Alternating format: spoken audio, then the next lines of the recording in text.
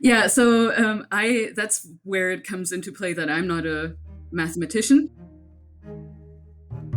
Hello, everyone. I'm Sam Hansen, And I'm Sadie Witkowski. and you're listening to Carry the Two, a podcast from the Institute for Mathematical and Statistical Innovation, aka IMSI. The podcast where Sam and I talk about the real-world applications of mathematical and statistical research. Welcome back, Sadie, and even more importantly, welcome back to all of you wonderful listeners. For sure. Without y'all, we wouldn't be here. And Sam, why exactly is it important to know that someone is not a mathematician? Well, Sadie, it just so happens that one of our guests today is a doctor, the medical kind, rather than the mathematical kind, which we have all the time, as we're here for another episode of our series on emerging technology. And this time we're going to be talking about computational medicine. So, how mathematics and computational science techniques can be applied to medical research? And clinical practice. You've already heard from our second guest, Fetus, who is a radiologist. We'll learn more from her in a bit. Amazing. Glad you approve. But before that, let's hear from our first guest. First name Yixiang, my last name is Deng. And Yisheng is... I'm currently assistant professor at the University of Delaware in Department of Computer and Information Sciences. She is working on research into a disease that I bet you have heard of. Diabetes is a very globally a prevalent disease. The symptom is that a patient suffers from very unstable glucose fluctuation. Oh yeah, I have definitely heard of diabetes. If I remember correctly, there are two types of diabetes.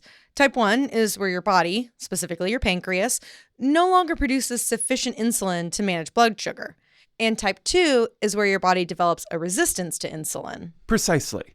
Though there is a third type of diabetes, which is a complication of some pregnancies called gestational diabetes. In all cases, these issues with insulin can lead to two dangerous states in the body: hypoglycemia, which means low blood sugar, and hyperglycemia, which is high blood sugar. And what happens when these happen? Well, hypoglycemia is a very immediate danger. They will suffer from immediate coma or even a hospitalization, which is very acute. While hyperglycemia can cause severe long-term effects if not managed. A long time exposure to this high glucose level for patient's body will affect the well-being of their vascular system and causing inflammations, like chronic inflammations to the blood vessels and inducing long-term concerns. For example, if the inflammation happen in the eye, will cause a disease called diabetic retinopathy. And if it happens in your kidney, will causes this neuropathy, I think.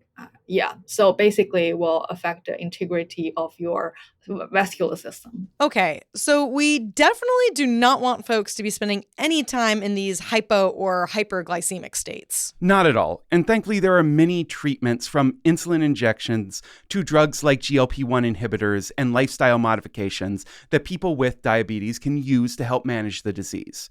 But there is definitely not a one-size-fits-all approach for either type. It's always very personal. Well, it seems like it all comes down to the amount of glucose in people's blood. So I imagine that what people eat, their age, how active they are, and a lot of other things mean that everybody needs different treatments. Yes, and figuring out how much glucose is in people's blood is something that has been worked on for a long time. Glucose prediction has been a very important and also inspiring task for a lot of computer scientists, bioinformaticians, and also even electrical engineers. And what do you think the first step is for something like predicting a person's glucose level? I mean, collecting data, specifically data on what their glucose levels look like over time. Exactly. And that was a problem for a long time because of the method for measuring glucose. You take the finger stick, but however, you cannot prick the patient's finger so often to get a trajectory of the glucose. Oh, yeah. I remember seeing people prick their finger and then use a little strip to collect a tiny bit of blood to check their blood sugar before.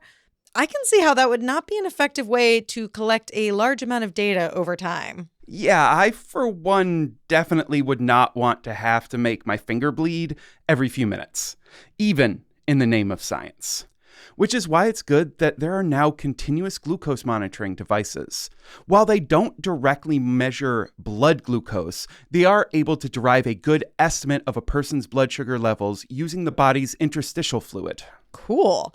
So that gets them the data, but how do they make sense of it? They applied some math, of course, specifically some machine learning. We plan to use machine learning models, especially those machine learning models which have been proved to be capable of predicting time series analysis. And in our case, the glucose level over time is also a time series prediction task. And just as important as applying math are their collaborators. In the projects I've worked on for glucose prediction, we collaborate really closely with professors and especially clinicians from Harvard Medical School. Which means? So we basically present our understanding of the mathematical question and we model them. And then our clinician collaborators help us, make it more realistic and feasible for this specific glucose prediction. For example, we know from the physiology that past 30 minutes of glucose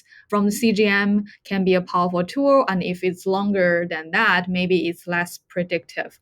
And then we present a prediction model, and they help us identify whether it's a capable one or we need to improve it further. And then we'll work on that. And after this kind of iterative discussions, we achieve the mutual agreed best models. I love to know that they're working directly with the clinicians instead of trying to do this all on their own. Definitely. No matter how good the math or stats or model is, there is no way that it would not be able to be improved by bringing in the experts in treating diabetes. But speaking of math and stats, it is what we're here to talk about. So how about we dive a bit deeper? Let's dive. The specific deep learning model to deal with time series we have examined are recurrent neural network, convolutional neural network, and the transformer. All of them have proved to be very capable in solving time series or like sequential data. Oh yeah, I did a whole class in grad school on these deep learning models. Well, let's see what you remember. Okay, so the first one mentioned, that's a type of machine learning method where at each step, the result of the previous one is taken into account, unlike many methods which have independent results at each learning step. While the convolutional neural networks rely on multiple layers that can identify more and more complex structures the deeper into the network the layer is. Finally, transformers are the network architecture behind tools like ChatGPT, which rely on embedded data as vectors with weights for how much attention they should be given based off of inputs. Consider me impressed. That's more than I knew. Well, I'm sure you've gotten even more technical information to share that goes beyond my coursework. True. So once they had these general models trained, they had one more step. And then fine-tune the pre-trained model using the patient-specific training data set, which is smaller, to help mitigate data scarcity while the requirement of patient specificity. So just to be sure I understand, fine-tuning means taking a general model and then doing more training, but on data from a specific patient, so that it'll be able to make predictions that are tailored for them? Exactly. Yeah. So let's just move on to the next thing that they did. We tested our models on a public data set, which was measuring the glucose level for type 1 diabetic patients. And then we got the surprising results that our models, in terms of the error metric of predicting 30 minutes in the future or 60 minutes in the future, have outperformed the other models using the same features. And we found those neural network models specialized for dealing with sequential or time series data actually outperformed the conventional machine learning, which does not take into consideration of the sequential characteristic among the glucose data. Sadie? Yes, Sam? Would it be okay if we spend a minute talking about the data that they used? Of course. The data set that they used was the Ohio T1DM dataset for blood glucose level prediction, which is an open dataset that was created with the help of the National Institutes of Health, designed to support this exact sort of research. Oh, that's really cool. It really is, and I can't make it clear enough the critical role played by the NIH and other agencies in creating data sets like this and then making them available to researchers. During my time as a librarian, I worked with the University of Michigan's Health Sciences Library's Public Health Core team, and quite a few of the questions we received were from researchers who were trying to find data sets in their area and were having no success doing so. And so those researchers were just out of luck? Well, sometimes we were able to find them data sets that could fit their needs. Some ended up needing to change their timelines so they themselves could gather the data, and others, the others shifted to different topics. Oh man, that sucks. Yeah, it does. But thankfully, there are places like the NIH and our funders, the NSF, that have been supporting more and more of this work over time, as have private funders and state and local governments too. But then again, even with an amazing data set like the Ohio one, nothing is ever perfect. Imagine that. And what was the imperfection in this case? Do you remember how dangerous hypoglycemia is? It was just a few minutes ago, so yes.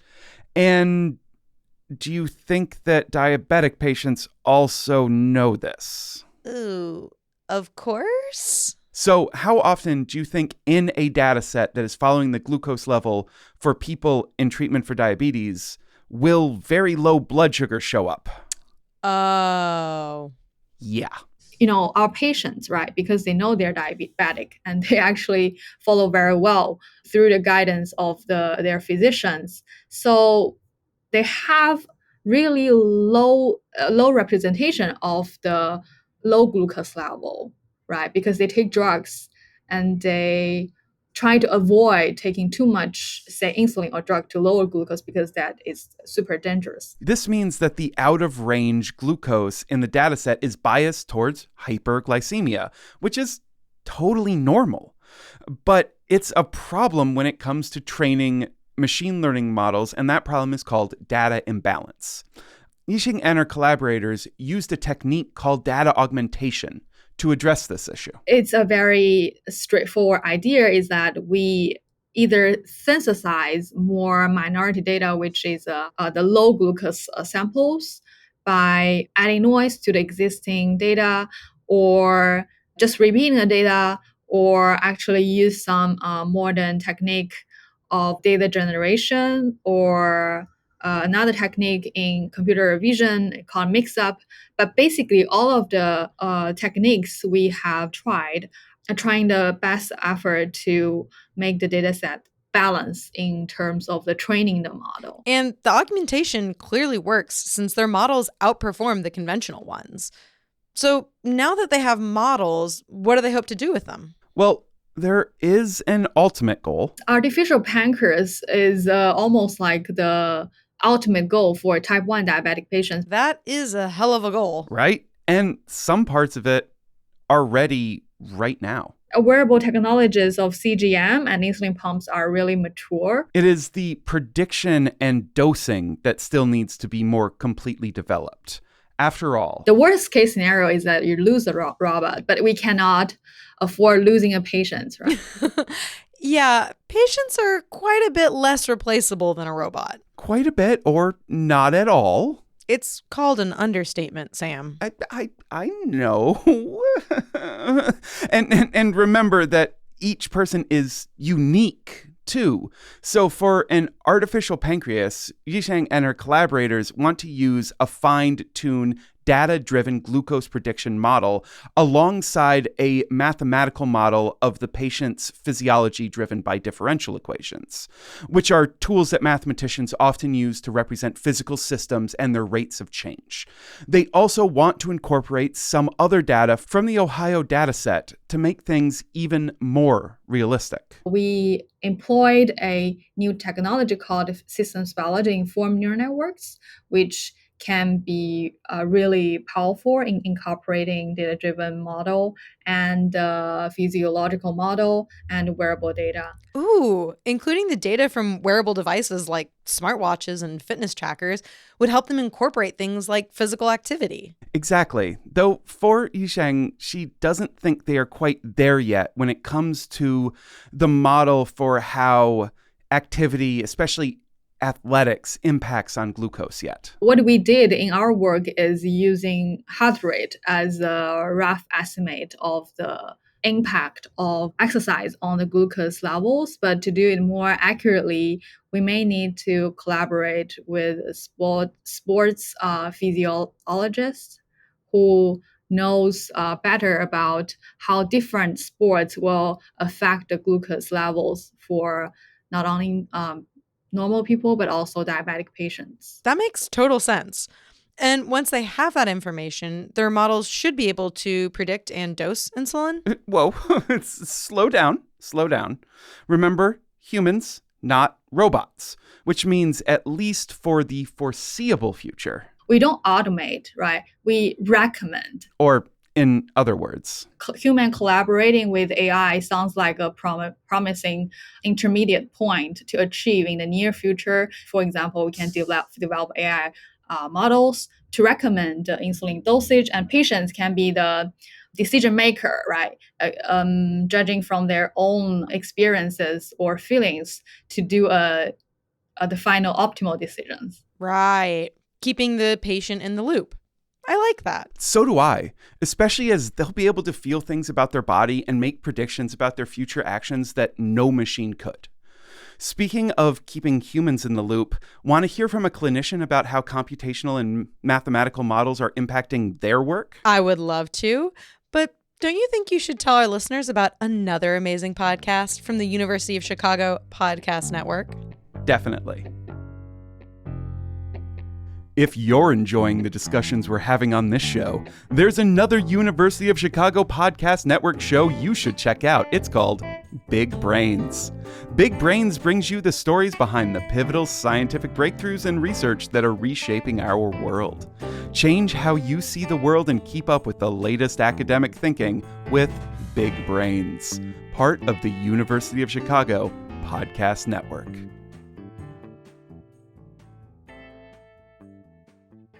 Sadie, please let me introduce you to... My name is Fida Schwartz. I'm a radiologist, and I work at the Brigham and Women's Hospital in research, mostly focused on CAT scans, so CT, computed tomography imaging. Oh, man. I did a smattering of research back in my grad school days on MRI. That's the one that uses a magnetic field for imaging, but I never got any experience with CTs. Yeah, a CT scan is a bit different. Fida says that CT scans can be thought of as... It's X-ray, but it's fancy X-ray, essentially. CT scans do rely a lot on mathematics for the back end. Specifically, they rely on the radon transform, developed by Johann Radon, which uses integrals to construct three-dimensional images from the data gathered by the detectors in the CT scanners. Though Fides did tell me that she didn't learn any of this during med school itself. That makes sense. It's not like medical students are lacking for things they're expected to know and learn. Plus, the theoretics of their equipment is pretty far from the direct patient knowledge they need. You have a point there. And while it was not top of the list for topics to cover in med school, it did come up during Fides's first board exam in Switzerland, where she did her residency. That's heavily focused on physics and understanding the machines that you're using. So at that point, you do need to actually dive into at least a little bit of trying to understand what these things do, even if you don't know the matrix that it uses or something. That is very fair. That's what people like you are for, after all. You know that I'm a lot better at talking about math than doing it. I said like you. Okay. So as Fides's residency time continued on, she kept seeing more and more instances of mathematics impacting her work, such as a move from the standard radon transform approach, which is often referred to as filtered back projection, which often introduces a lot of noise to the final image, towards a more statistical-based approach called iterative reconstruction, which uses ideal estimates in the existing image and produces clearer images over multiple steps. But it is important to remember that... We're very conservative in medicine. We don't like to use things unless we've really validated that they work and they don't introduce errors in some way. And as with any statistical technique, it is possible that using iterative reconstruction may leave things out. It may introduce those errors. If you use what they call iterative reconstruction, you might smooth out things that you did want to see, where there's a disease that you might miss because of the algorithm that runs in the background. So it took, I would say, the first 5 years of me being in radiology until it was fully accepted that iterative reconstruction might produce an image impression that some people don't like, but it still produces accurate data. So you're not losing any information by looking at those images. And then lung imaging was also switched to IR reconstructions instead of just filtered back. And not everyone thinks the clearer images this new technique produces are what they should be going for. The smoothing gets stronger the higher your IR strength is. And a lot of people don't like the strongest impression for most imaging because it kind of makes it feel too smooth, too much like plastic somehow, the image impression. And so most of the time, the people who decide on what they want to see decide on the intermediate iterative reconstruction, where you still have some of the noise left, but you have the ability to see things more clearly. Then after residency, Fides moved to Duke, where she did a research fellowship. Part of her time there was focused on work related to fractional flow reserve derived from CT. Which are extremely mathematical, by the way. And what FFRCT imaging tries to do is... It's a way to simulate blood flow in the coronary arteries to see if a stenosis, so a blockage, is actually relevant for blood flow down below that stenosis. And so that's a hugely math-heavy application. Though I wasn't doing the maths part of things, I was doing the imaging part of things, of correlating what we see in the image with the output from the algorithm that comes back. It was at Duke where Fides was introduced to a new type of CT scanner called a photon counting CT, which became her research focus. Once she started working with the photon counting CT scanners, she was recruited away from Duke to Brigham and Women's Hospital, where she is still working today. Still working with that new type of CT you mentioned? Very much so. So I've been working with this new CT technology, but it's heavily... So it's research, but it's heavily translational. So the idea is to actually use the scanner's capabilities to their full extent and not have essentially a Ferrari sitting in your garage or having the Ferrari and then driving it like a Honda Civic or something. Hey, don't diss my Prius. But yeah, if I had a Ferrari, I would not drive it like a Civic either. Same. Maybe. No, I would still follow the speed limit. To help explain this metaphor a bit more, it's important to know that photo-counting CTs can do everything that the previous generation of CT scanners can do. So it would be all too possible to get these fancy new tools and then just do everything the old way. Because, as both of our guests have pointed out, medicine is conservative. For very good reasons. Exactly. But you can run it exactly the way every other CT on this planet has been run so far, but that would be wasting its capacity. And knowing Fides, she's not wasting that capacity, right? Not one bit.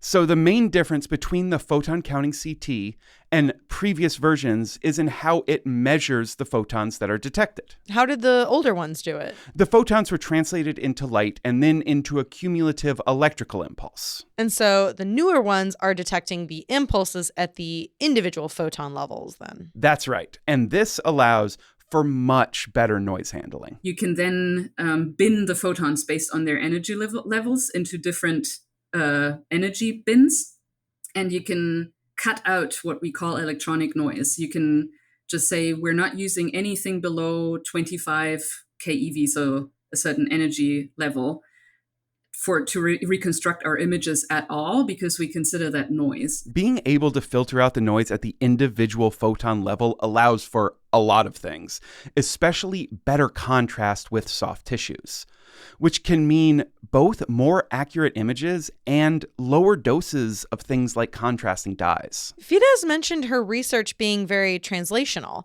That means she's using these CTs in clinical settings as well? In fact, she is. One of the things that we've worked on is to detect pulmonary embolism, so where a clot goes into your pulmonary vessels and makes it hard to breathe, and it can be deadly if it's not detected and treated. So not picking the easy stuff, is she? Not really. What Fides is hoping is that these new scanners will help lower the number of patients who have to be scanned multiple times to find these embolisms.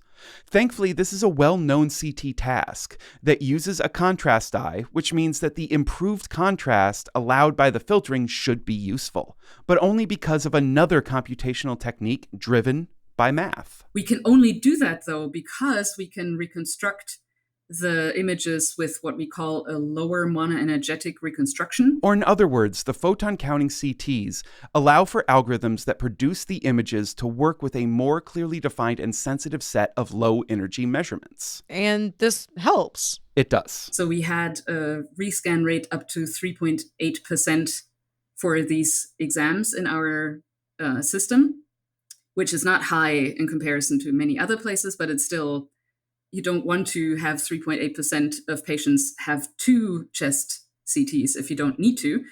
And using this longer bolus and the lower monoenergetic reconstructions as a standard acquisition, we now have a rescan rate of 0.1%. 3.8% to 0.1% is a big change. It's, 38 times better or so? But I've been talking about math long enough to know that we should not just talk about relative change. Right on point there. Being 38 times better at avoiding a rescan is not a big deal if only a handful of people get these scans in the first place. So I asked Fides about this. So I looked at a patient period of 8 months, and most of the scanners scanned up to 2,000 patients during that time with only that protocol.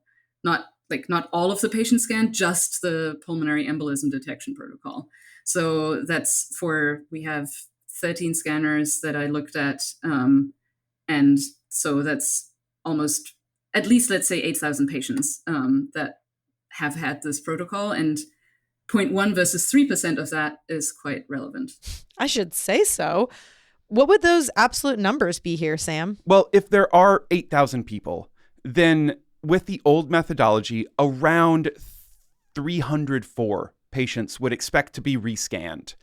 And only 8 people would need to be rescanned with the new CT scanners and methodology. Wow, that's incredible. I know, it is so amazing. Are there other areas in radiology that Fides thinks that mathematics and computational science will be helping with soon? You can drop the soon. It's happening now. Radiology is the field in medicine that has the most FDA-approved algorithms available. Caveats must be mentioned, though. Does that mean they're actually ubiquitous, being used and useful in clinical practice? Absolutely not. With those caveats understood, are there cases where these algorithmic tools are being used? There are. One of the places where they're coming in very handy is not in the imaging itself, but in the scheduling. A lot of departments would just go by when did something arrive in our system and then just read by time. But it does make more sense to make sure that, I don't know, if somebody scanned a stroke CT, to read that first before you read something where maybe an appendix is not doing so well, but that's not something that needs to be addressed within the next 5 minutes. So these algorithms can help better prioritize the order of scans for the radiologists. Some even prioritize by examining the scans directly. There are a lot of subspecialized algorithms, essentially, that, for example, detect the likelihood of a bleed in the brain. So it'll alert if it's found something that's higher density in the brain than should be there.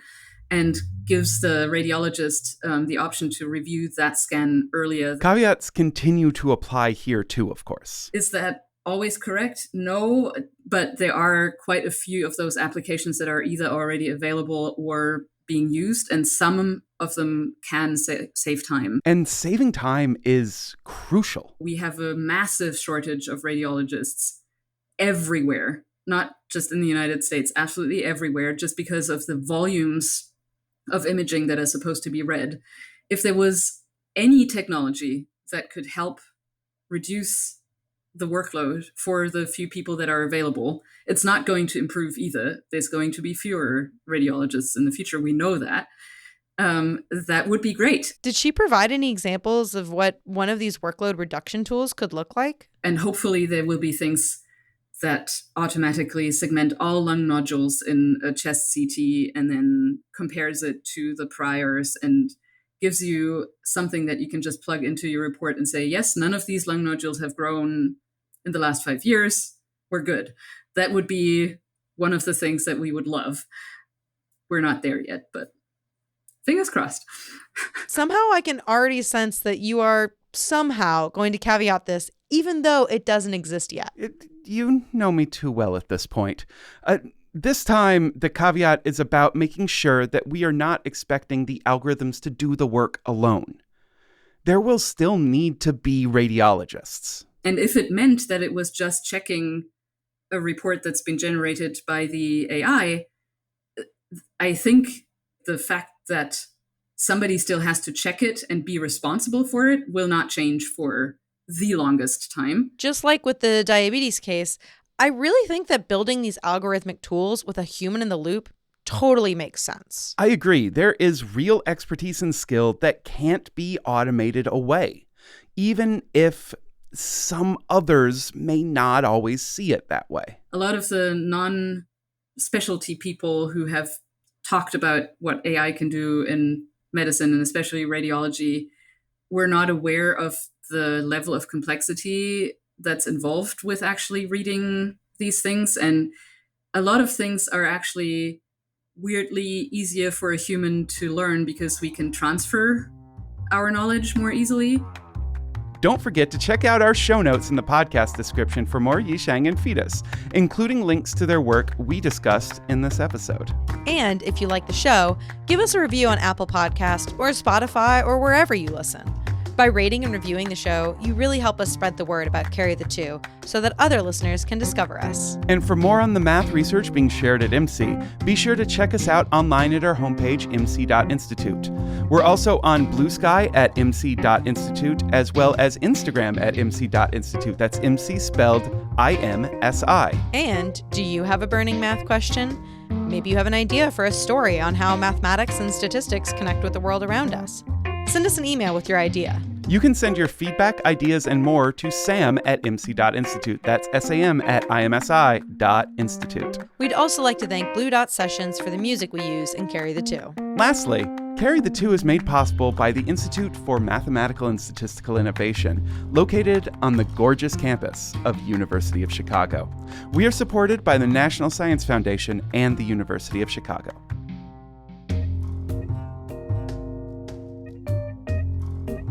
My mom was like, sugar stat! It's like, Jesus.